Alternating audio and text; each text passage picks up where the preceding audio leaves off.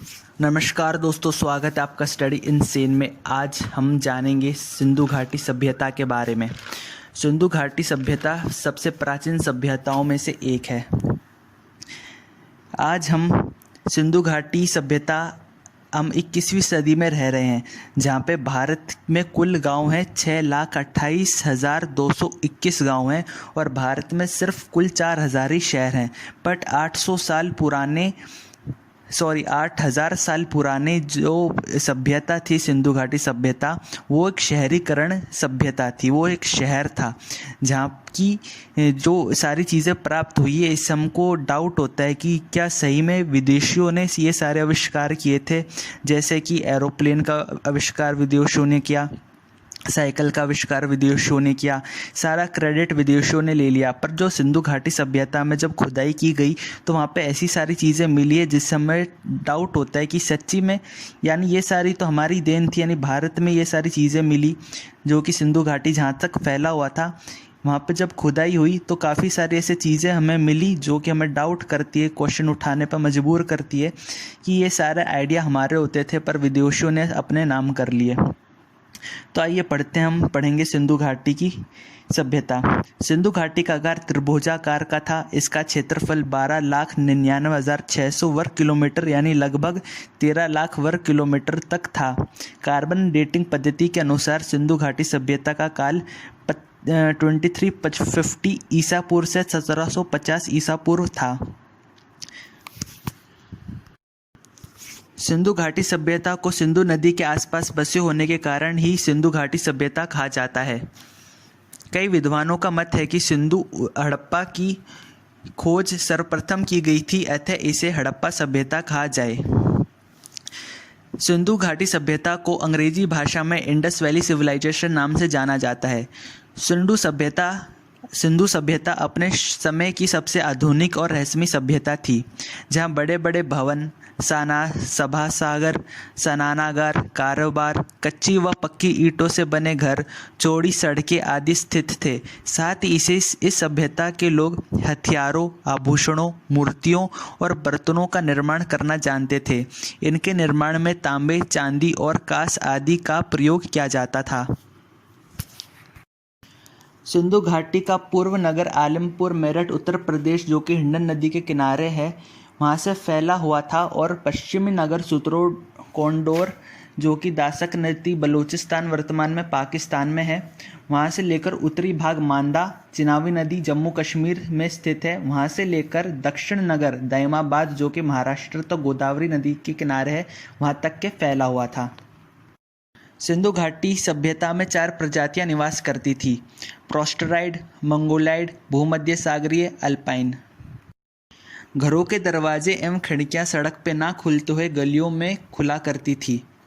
मकान बनाने के लिए कई प्रकार की ईंटों का प्रयोग होता था, जिसमें से 4:2:1 का सबसे प्रचलित आकार था। सिंधु सभ्यता पूर्ण विकसित सभ्यता का प्रतिनिधित्व करती है, जिसकी प्रधान व्यवस्था नगरीकरण है। सिंधु समाज में अनेक वर्ग थे, जैसे पुरोहित, अधिकारी, व्यापारी, चुहावे एवं श्रमिक वर्ग में विभाजित था। सिंधु घाटी सभ्यता के पुरुष एवं महिलाएं आभूषण प्रिय थी। सिंधु घाटी सभ्यता में एग्रीकल्चर यानी कृषि हेतु हल का प्रयोग किया जाता था। पशु की खेती यानी पशु की खेती में प्रयोग के लिए गेहूं, जौ, राई, मटर, सरसों, चावल, कपास आदि पैदा किया करते थे।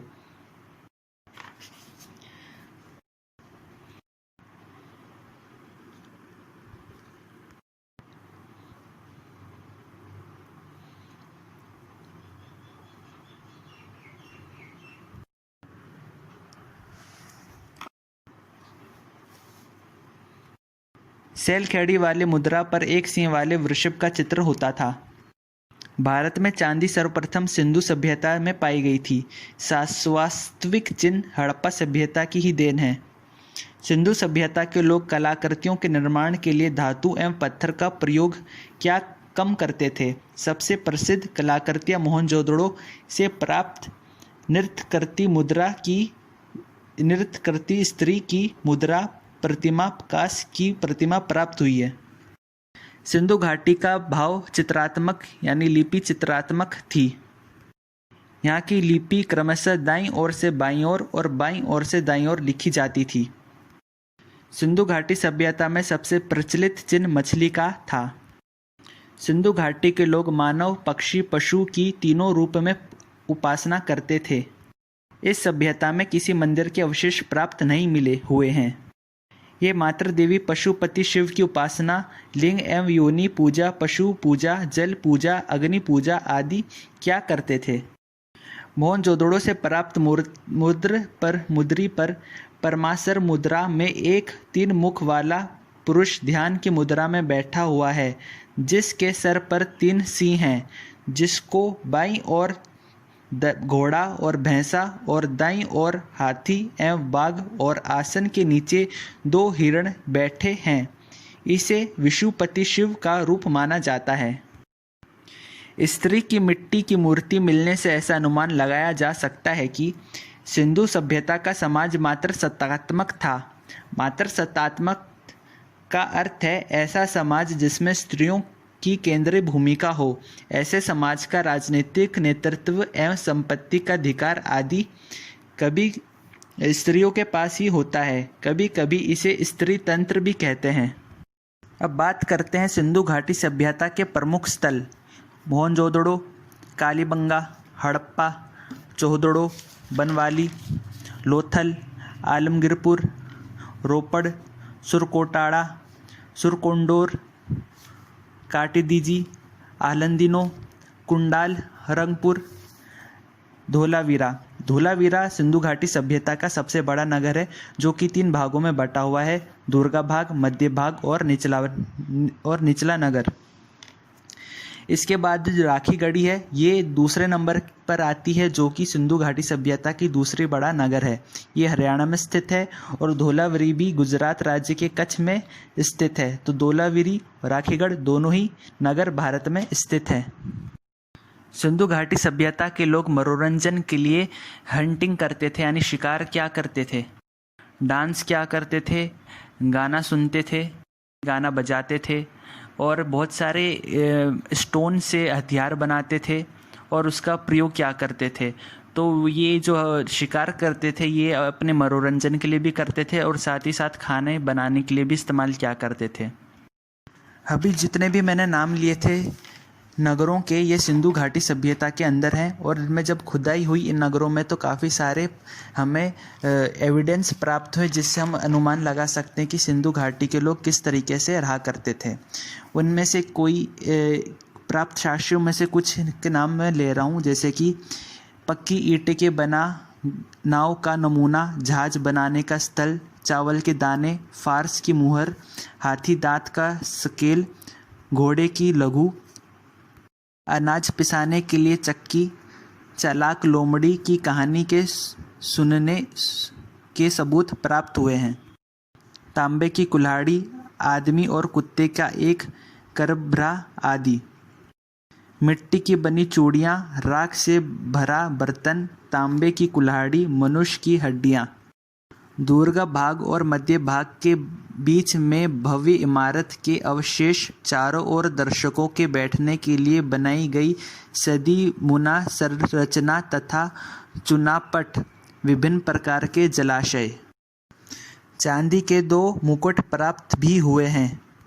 साथ ही पीतल की बनी कुल्हाड़ी, बैल की छोटी मणमूर्ति, कच्ची ईंटों से बना दुर्ग, धान की भूस, कच्ची ईंट व अंकुरित ईंटें, बेलनाकार मोहरे, खेती के शास्य जूते हुए खेत जहां कालीबंगा से दूर सरसों की फसल और नज़दीक पर चने की फसल बोई जाती थी, लकड़ी के बने पाइप आदि, महुआरे, कब्रिस्तान, मछुआरे का चित्र अंकित बर्तन, भालू, पत्थर की बनी 2 मूर्तियाँ, धोती पहनी एक मूर्ति, कांसे का सिक्का, शंख से बना बैल, अनाज भंडार के कमरे जहाँ से जौ और गेहूँ प्राप्त हुए हैं। साथ ही वृत्ताकार ईंटें प्राप्त हुई हैं। बिल्ली का पीछा करते कुत्ते के शास्य, सजने संवरने के लिए लिपस्टिक का प्रयोग किया जाता था। तांबे का बना वर्णाग्रह व कुल्हाड़ी, हल की आकृति का खिलौना, पत्थर व ईंट के मकान, सड़कों पर बैलगाड़ी के निशान आदि। सूती कपड़े के अंश, महासागर, पुरोहितों के आवास के साक्ष्य, घोड़े के दांत, सैलखड़ी से बना बाट, चिन्मी, साधु की मूर्ति आदि। तो ये सारी चीज़ें प्राप्त हुई है सिंधु घाटी सभ्यता के जो नगर है उनमें खुदाई हुई, तो ये सारी चीज़ें प्राप्त हुई।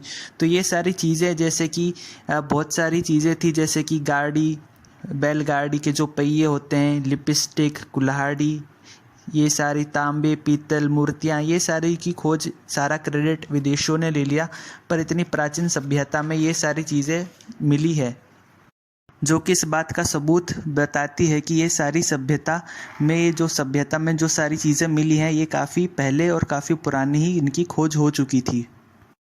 इस सभ्यता में जल निकास प्रणाली इस सभ्यता की प्रमुख है। साथ ही दरवाजे बाहर की तरफ ना खुलते हुए अंदर की तरफ खुला करते थे। सड़कें एक दूसरे को काटती थी, जैसे आज के टाइम पे सड़कें एक दूसरे को काटती है, चौराया होता है, उसी टाइप से उस सभ्यता में ये चीज़ देखने को मिली है। अब बात करते हैं सिंधु घाटी के पतन के कारण। काफ़ी विद्वानों ने इसके खोज करके पता लगाया कि क्या कारण हो सकते हैं इसके पतन के। A.N. घोष और ओरल इंस्टाइन ने ये कहा है, विद्वान थे ये दोनों, इन्होंने ये कहा कि ये जलवायु परिवर्तन की वजह से हुआ है। K.U.R. कैनेडी, ये भी एक विद्वान थे, इन्होंने कहा है कि प्राकृतिक आपदा के कारण पतन हुआ। John Marshall M.K. और S.R. राव का कहना है कि बाढ़ के कारण हो सकते हैं कि इसका पतन हुआ हो। M.R. साहनी ने कहा है कि भूमध्य परिवर्तन की वजह से हो सकता है इसका पतन हुआ हो। गार्डन चाइल्ड और व्हीलर ने ये कहा है कि आर्यों के आक्रमण के कारण ये हुआ है।